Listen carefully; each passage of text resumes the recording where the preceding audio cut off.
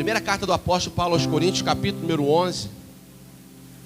Nós vamos ler alguns versículos.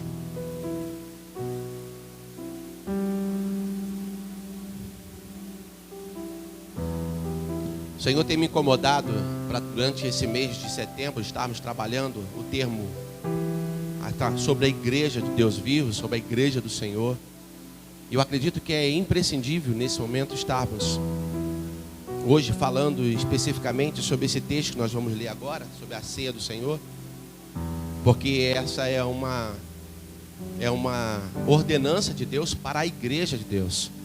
Então, vou pedir depois que, mantendo o texto ali exposto, e eu queria ler a partir do versículo 17. Nós vamos ler alguns versículos. Acompanhem conosco então aí.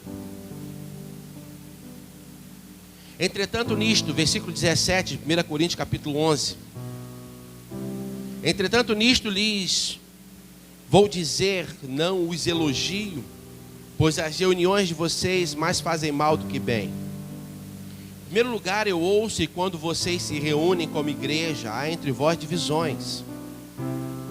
Até certo ponto eu creio, pois é necessário que haja divergência entre vocês, para que seja conhecido quais dentre vocês são aprovados. Versículo 20: quando vocês se reúnem, não é para comer a ceia do Senhor, porque cada um come a sua própria ceia, sem esperar pelos outros. Assim, enquanto um fica com fome, o outro se embriaga. Será que vocês não têm casa onde comer e beber? Ou desprezam a igreja de Deus e humilham os que nada têm? Que lhes direi? Eu os elogiarei por isso? Certamente que não. Pois recebi do Senhor o que também lhes entreguei, que o Senhor Jesus, na noite que foi traído, ele tomou o pão e, tendo dado graças, partiu e disse: isto é o meu corpo que é dado a vocês. Façam isso em memória de mim. Da mesma forma, depois de cear, tomou o cálice e disse: este cálice é a nova aliança do meu sangue. Façam isso sempre que os beberem, em memória de mim. Porque sempre que comerem deste pão e beberem deste cálice, vocês anunciam a morte do Senhor até que ele venha. Portanto, todo aquele que comer do pão ou beber do cálice do Senhor, indignamente será culpado de pecar contra o corpo e o sangue do Senhor. Versículo 28: examina-se cada um a si mesmo, e então coma do pão e beba do cálice. Porque quem come e bebe sem discernir o corpo do Senhor, come e bebe para a sua própria condenação. Por isso há entre vocês muitos fracos e doentes, e vários que já dormiram. Mas se nós tivéssemos o cuidado de examinar a nós mesmos, não receberíamos juízo. Quando, porém, somos julgados pelo Senhor, estamos sendo disciplinados, para que não sejamos condenados com o mundo. Portanto, meus irmãos, quando vocês se reunirem para comer, esperem uns pelos outros. Se alguém tiver com fome, coma em casa, para que quando vocês se reunirem, isso não resulte em condenação. Quanto ao mais, quando eu for, lhe darei instruções. Feche seus olhos, vamos falar com Deus. Pai, Pai bondoso, Deus amoroso, nós te glorificamos, ó Pai, porque Tu és um Deus maravilhoso. Tu és um Deus que cuida da gente. Somos gratos, ó Pai, por este amor maravilhoso, Senhor, que Tu tem dispensado a nós. Somos gratos, ó Pai querido, pela Tua palavra, que nos mantém, ó Pai, de pé, nutridos, fortalecidos. Somos gratos, Senhor, por essa manhã de comunhão, porque é isso, Senhor, que viemos fazer aqui. Viemos exercitar a comunhão por meio da ceia do Senhor. Muito obrigado, ó Pai, por esse privilégio, em nome de Jesus. Amém e amém. Meus amados, esse é um dos textos mais relevantes, talvez, do Novo Testamento, porque entre tudo que é ensinado na Bíblia, há uma ordem que é contínua, há uma ordem que não se pode parar de fazer, e a igreja recebeu isso como ordenanças de Deus. A primeira é o batismo. Você não pode deixar de ser batizado. O crente precisa ser batizado. Quem é crente? Crente é aquele que acredita em Deus. Mais do que acreditar, o cristão, ele é aquele que reconhece o seu pecado, né? É alguém que em Cristo foi reconciliado com Deus. Cristo satisfez a ira de Deus e o cristão agora é declarado justo diante dele, chamado a uma vida de retidão. E agora ele vive na esperança de um dia estar com Cristo nos céus. Então esse é um cristão. A ordem é para batizar, porque se eu acredito em Deus, eu preciso me batizar. Eu preciso fazer esse pacto com Deus. Não é que o batismo me salva em hipótese alguma, mas ele é uma declaração da minha confissão pública de fé. Então o batismo, ele é uma ordenança. É imprescindível nós atentarmos para o que diz a palavra de Deus, o apóstolo Paulo ensinando aos coríntios. Porque a primeira ordem de Deus é o batizar. A segunda ordem de Deus para a igreja é a ceia do Senhor. E a igreja de Corinto era uma igreja muito abençoada. Era uma igreja que vivia uma experiência extraordinária com Deus. Principalmente no que tange ao fogo do Espírito Santo. Eles eram cheios do Espírito. Havia muitas manifestações sobrenaturais visíveis de Deus naquela igreja. Uma igreja dos dias de hoje pentecostal. No entanto, também era uma igreja que pelo apóstolo Paulo muito amada. O apóstolo Paulo dedicou 18 meses da sua vida ali, ensinando todos os dias. E outra, de graça, ele não cobrou um centavo, apesar da igreja de Corinto ser uma igreja, está localizada num território basicamente rico, mas ele não recebeu um centavo daquela igreja. Enquanto ele estava ali, ele era sustentado pelas igrejas pobres, pelas igrejas de menos recursos, mas ele fazia isso porque ele amava aquela igreja. Mas aquela igreja, ela com o passar do tempo, ela se deteriorou nas suas práticas. Começou a ver naquele lugar algumas coisas que desagradavam a Deus. O pecado estava sendo tolerado naquele lugar. As pessoas estavam participando da comunhão ou do ágape, da festa do amor, que assim era a ceia, mas eles não estavam fazendo um exame, uma introspectiva. Eles não buscavam de Deus uma resposta. Pelo contrário, eles estavam tomando cálice, bebendo cálice, eles estavam comendo pão, eles estavam ingerindo pão, sem observar o que Deus determinava. E o apóstolo Paulo, então, ele escreve essa carta que em ato contínuo não ficou restrita àquele povo daquele período, mas ela vai estar acontecendo todos os dias, até que Cristo um dia volte para buscar a sua igreja. E aí então, como diz o texto lá de Mateus, nós estaremos com ele nas nuvens, nós estaremos com ele nos céus, nós participaremos do grande banquete com ele, nós estaremos numa grande ceia com ele, mas até que esse dia aconteça, a Bíblia nos fala que todas as vezes que vos reunis para comer, vocês estão anunciando a morte do Senhor até que ele venha. O apóstolo Paulo, ele quando soube das divergências que estavam acontecendo na igreja, uma delas era quanto à ceia. A ceia do Senhor, ela era um ambiente, deveria ser um ambiente de comunhão, um ambiente de koinonia, de participar do pão, de tomar do cálice, de alegria, de vida. Aquele ambiente era um ambiente de tristeza, de discriminação, de fartura para alguns e escassez para outros, de divisão e não de unidade, porque eles não conseguiam discernir o que era aquele momento de comunhão.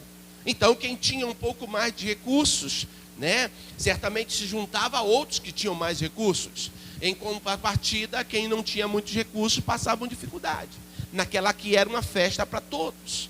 É muito comum acontecer isso quando não há união na igreja. A falta de união, a falta de unidade, que é mais profunda do que união, ela provoca exatamente isso. Por exemplo, um purê de batata, as batatas estão juntas, mas amassadas, e não há diferença entre uma e outra. O desejo de Deus é que a igreja fosse, nesse aspecto, uma unidade.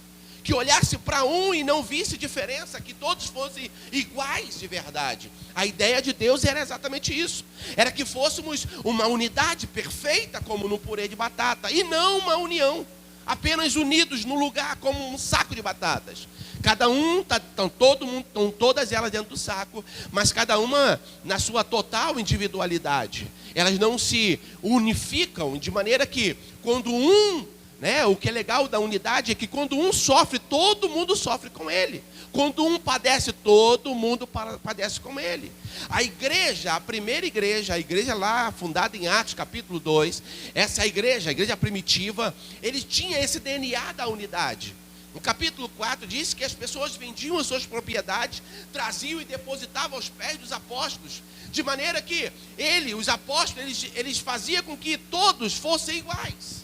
Não havia divisão, não havia um melhor do que o outro, todos eram iguais. Era essa a ideia de Deus quando ele fala lá em João capítulo 17, acerca da unidade. Jesus ora: Pai, eu oro para que eles sejam um, assim como eu, ó Pai, sou um em ti, que eles sejam um em nós. Para que o mundo conheça, Senhor, para que o mundo te conheça. Na verdade, Deus, ele esperava essa união, essa unidade, para que o mundo fosse impactado. Mas o que vemos hoje é farinha pouca, meu pirão primeiro. Não vemos hoje uma unidade, eu digo no quesito igreja plena, não existe uma unidade plena. É cada crente vivendo a sua própria vida, a sua própria independência. A comunhão, ela não é vivenciada de maneira plena. E naquela igreja de Corinto, irmãos, isso aí era explícito, todos viam a divisão e os problemas resultantes daquela divisão. Então o apóstolo Paulo, ele escreve uma carta para aquele povo, e essa carta foi tão boa, porque ela veio dar ordem para as igrejas. Todas as igrejas, nós somos a igreja dos gentios, nós não somos judeus. Aquela igreja também não era, o povo dali não era composto de gentios também. Gentios convertidos, era a igreja de Deus. Era a igreja amada, resgatada aí, a igreja que Deus, se doou para ela. Essa era a igreja.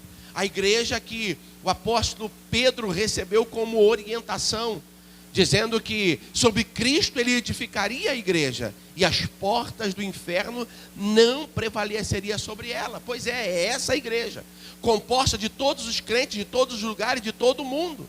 Essa igreja de Corinto estava passando por uma crise, apesar de viver o estereótipo da unção, mas estava passando por uma crise de identidade. O apóstolo Paulo, então, ele escreve essa carta para orientar o povo daquele lugar.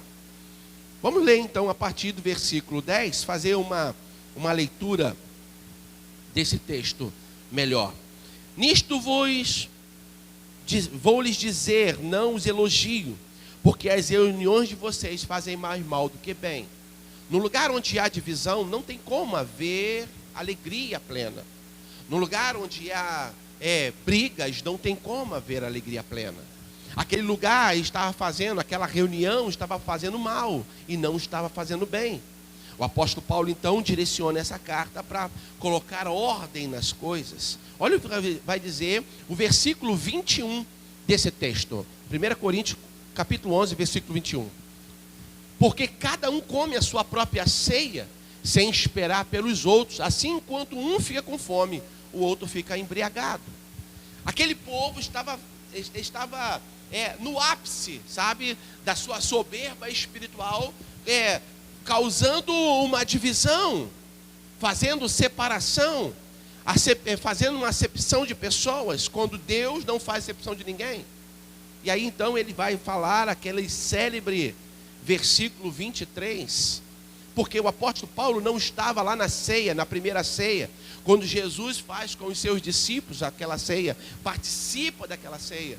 E ele pega o pão como símbolo do seu corpo, ele pega o sangue como símbolo, o cálice como símbolo do seu sangue, e ele então ali institui a ceia do Senhor. Ele não estava ali, mas ele recebeu de Deus uma revelação. Repete comigo assim: revelação.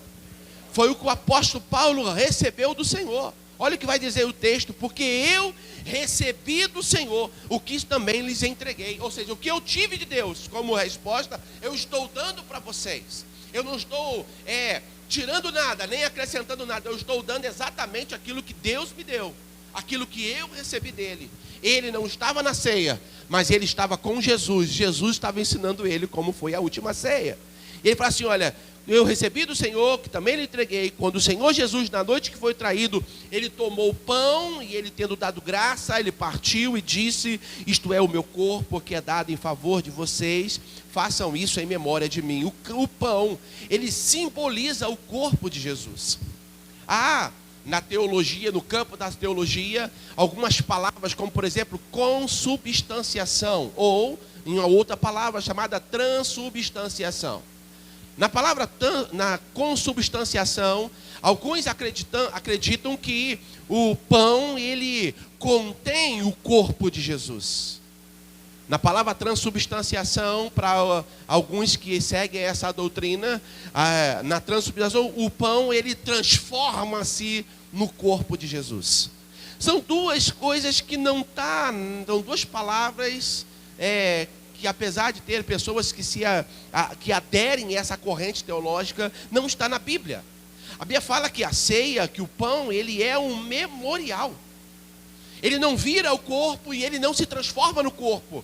Ele é apenas para você trazer à sua memória o sacrifício dele no corpo. Assim é o pão, assim é o cálice. O cálice, o vinho, ele não vira o sangue de Jesus. Ele continua sendo vinho. As suas propriedades continuam sendo a mesma. Se fizer um exame no laboratório, vai constatar que ele não houve nenhuma alteração biológica. Pelo contrário, continua exatamente a mesma. Porém, espiritualmente, ele simboliza o sangue de Jesus. E esse sangue, ele tem poder. Primeiro, o pão, ele te alimenta, e o sangue, ele te purifica. Também te alimenta, espiritualmente falando. Por isso que é importante você comer do pão e beber do cálice, porque espiritualmente você estará fortalecido no Senhor, trazendo à memória o sacrifício dele. Mas o texto não para por aí. Versículo 26. Porque sempre que comerem deste pão e beberem deste cálice, vocês anunciam a morte do Senhor até que ele venha. Comer do pão e beber do cálice é uma lembrança, é o trazer a memória do sacrifício dele até o dia que ele vai voltar para levar a sua igreja.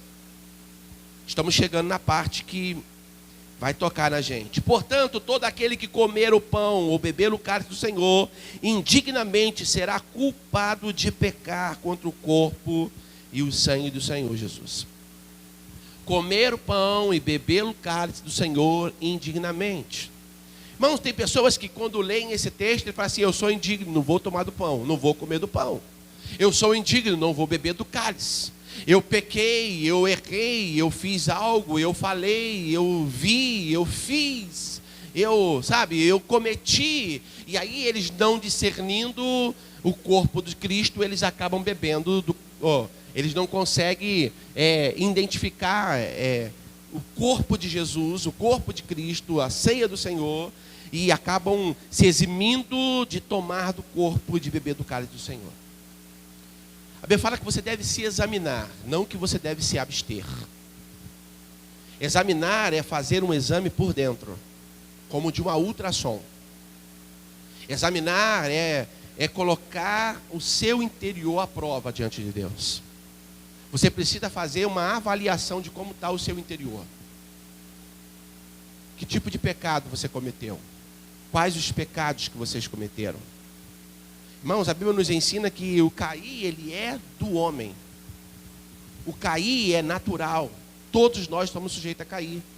E esse versículo é legal porque ele não foi escrito para o pecador que vive na prática do pecado. Ele foi escrito para a igreja. Ele foi escrito para nós. Ele foi escrito para você, que também é pecador, mas que foi salvo pela graça. Esse texto, ele nos chama a atenção a fazer uma análise de como está o nosso interior. Olha o que vai dizer o versículo 28. Examina-se cada um a si mesmo, e então coma do pão e beba do cálice. Irmãos, essa semana eu vi um vídeo de um teólogo fazendo um comentário e eu achei interessante. Existem dois tipos de exames que são feitos no nosso corpo. Um quando você está vivo e o outro quando você morre. Quando você está vivo, é feita em você uma biópsia. O tecido tem que estar vivo para descobrir qual é a doença, ou qual é a infecção, ou qual é o mal que está acometendo o seu corpo. A biópsia ela é feita enquanto você está vivo, e é feito no tecido vivo. E existe a necrópsia, ou autópsia, que é feito no tecido morto, quando você já morreu, quando já não há mais você aqui, quando a sua alma não está ligada ao teu corpo. O que o texto do apóstolo Paulo está nos ensinando é que nós devemos fazer uma biópsia. O tecido está infectado, a alma está infectada. E onde está infectada, eu preciso fazer para constatar o problema e me corrigir.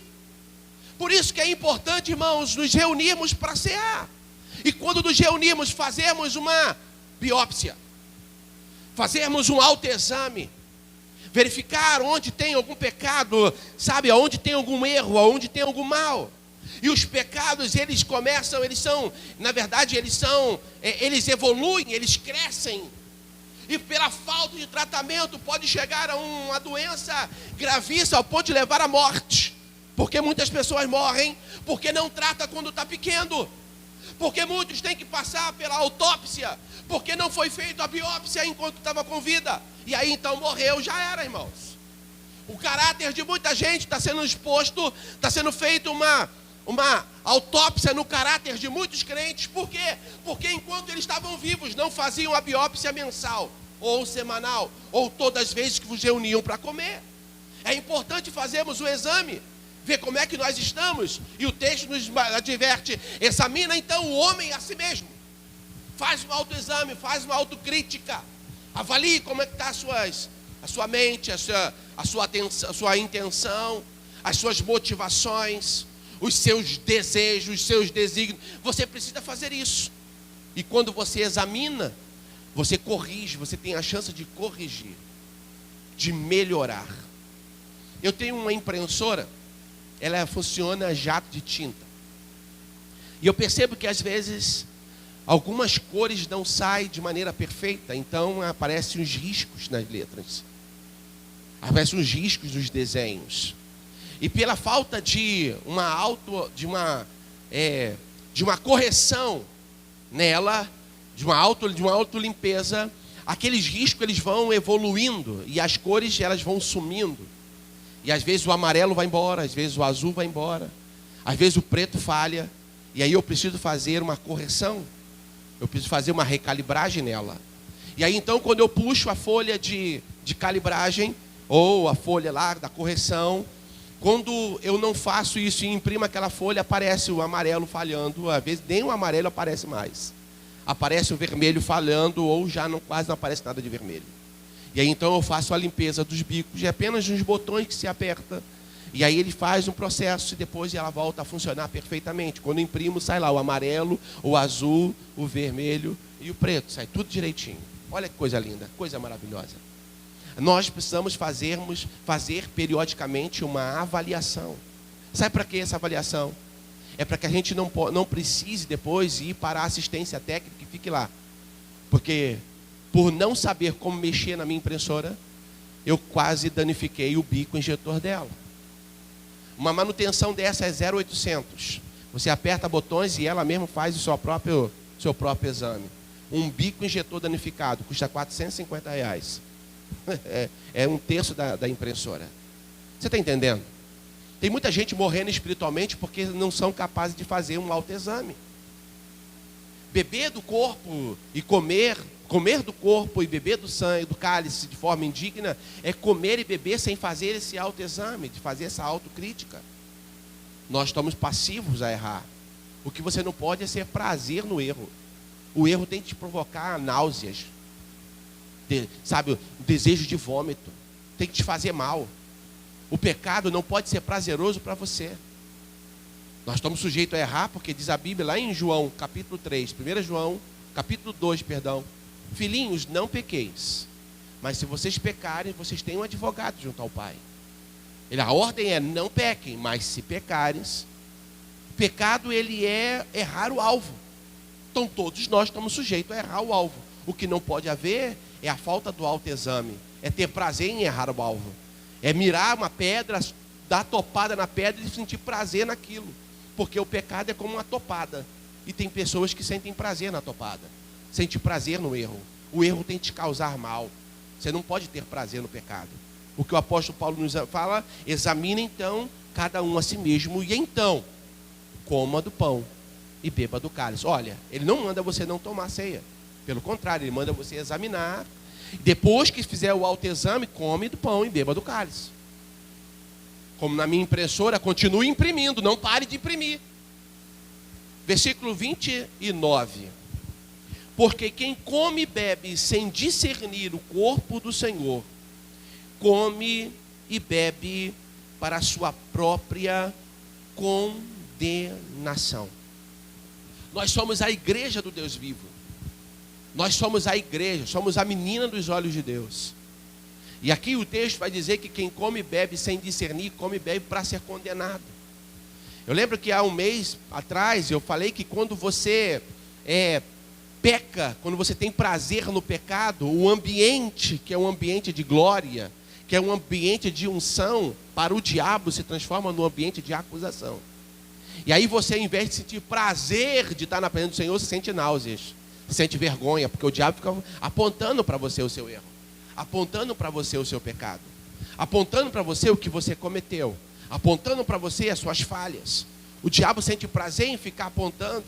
A palavra diabolos tem a ver com acusador, e ele está diuturnamente te acusando. É desejo dele. Porque qual é o objetivo da acusação? É fazer você se desviar do caminho, é fazer você errar o alvo, é fazer você não ter prazer em estar na comunhão com Deus. Esse ambiente aqui, que deveria ser um ambiente de glória, se transforma num ambiente de acusação, e você sente vergonha. Porque o diabo, ele faz isso, ele primeiro te leva a pecar, depois ele coloca vergonha no teu coração, e você sente o mais miserável de todos os homens. Agora, o que o Espírito Santo faz? O Espírito Santo faz com que você se lembre do seu pecado, mas não para te acusar, mas para que você se arrependa, para que você mude de caminho, para que você, mude de atitude, para que você receba a nova vida. E aí a Bíblia, que se nós andarmos na luz, como Ele na luz está, nós temos comunhão uns com os outros. E o pecado que você cometeu, e as falhas que você fez, e os seus erros, irmãos, olha só, e o sangue de Jesus Cristo nos purifica de todo o pecado. Aleluia. O que Deus quer? Ele quer te purificar de todo o pecado. Mas pastor, e quanto à acusação? Aí a Bíblia nos ensina. Por isso que é bom entendermos a palavra e vivermos pela palavra. Romanos capítulo 8, nenhuma condenação há para aqueles que estão em Cristo Jesus. Olha só que coisa linda, que não andam mais segundo a carne, que não tem prazer no erro da carne, mas que, tem prazer nas coisas do Espírito, que vive segundo a vontade de Deus. Não há condenação para quem está em Cristo Jesus.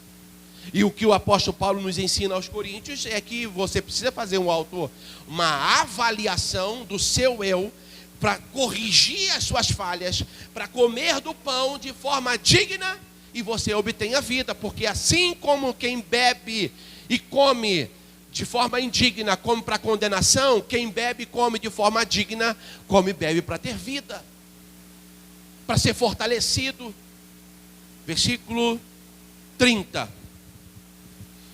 As consequências de comer de forma indigna.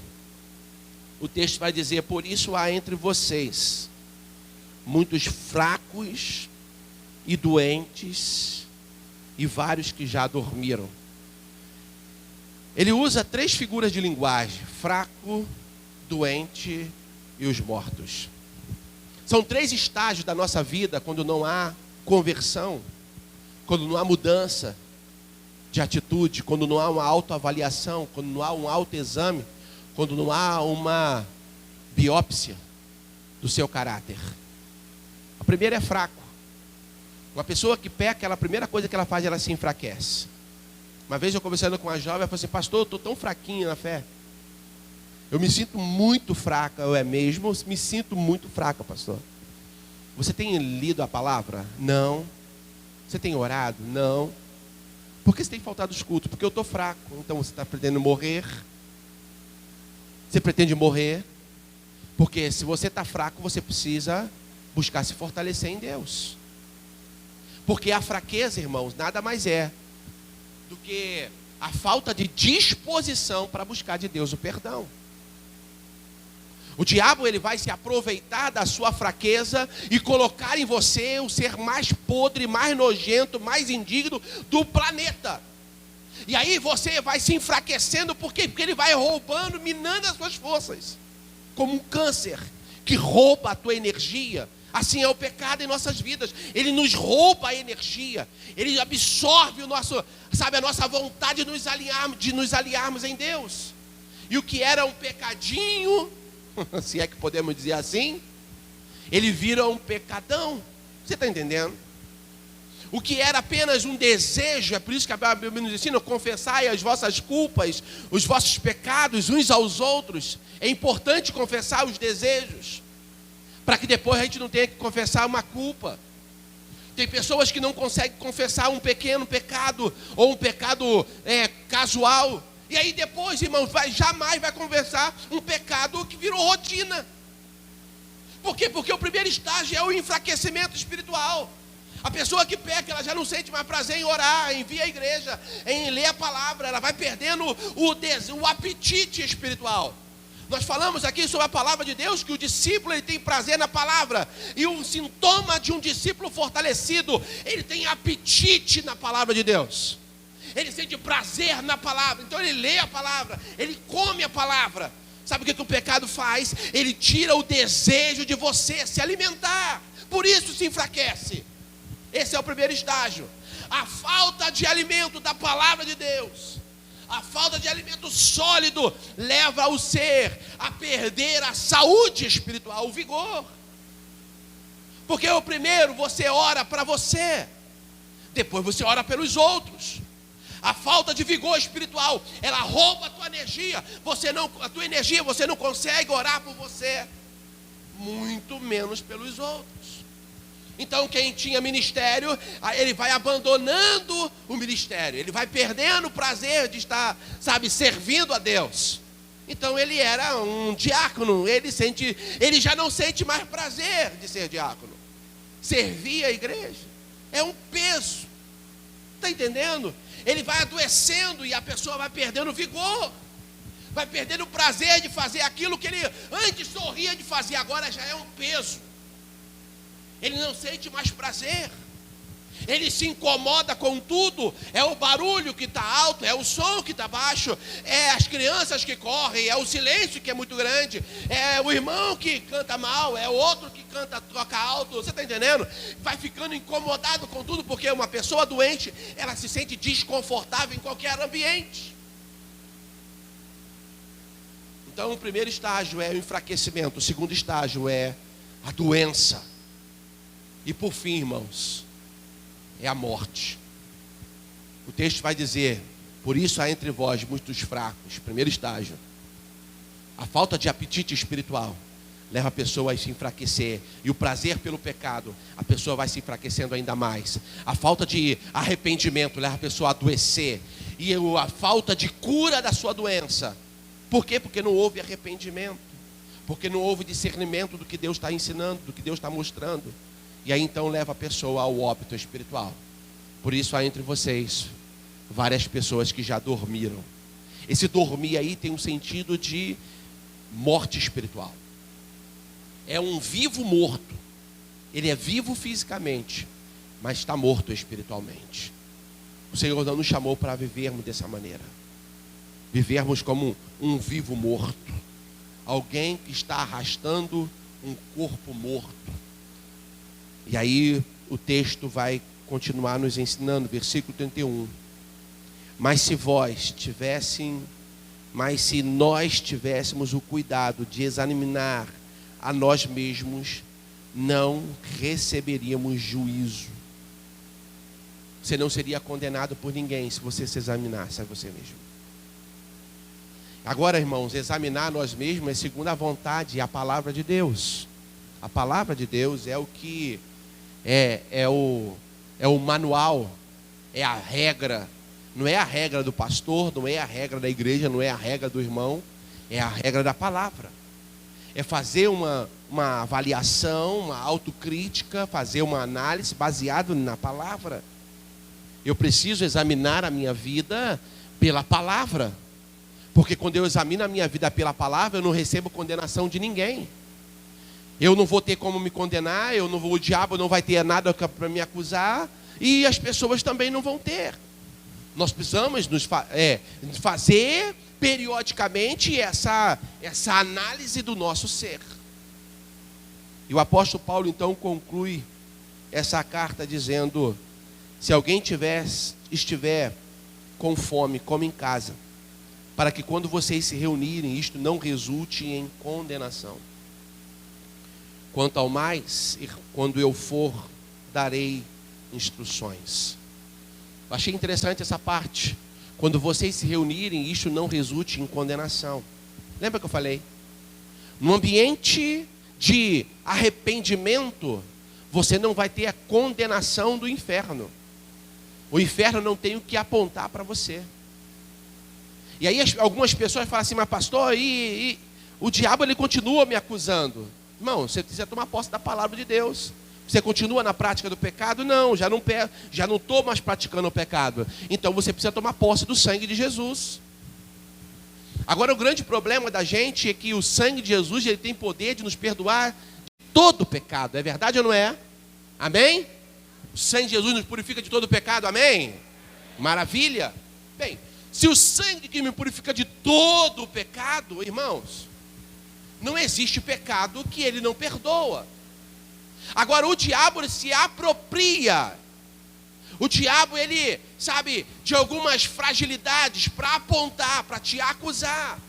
E aí você precisa tomar posse do sangue de Jesus e não deixar que esse espírito de acusação, ele mate você. Quando o diabo vir te acusar, você precisa mostrar para ele que você já foi perdoado. E o que mais? Mais interessante do que a palavra.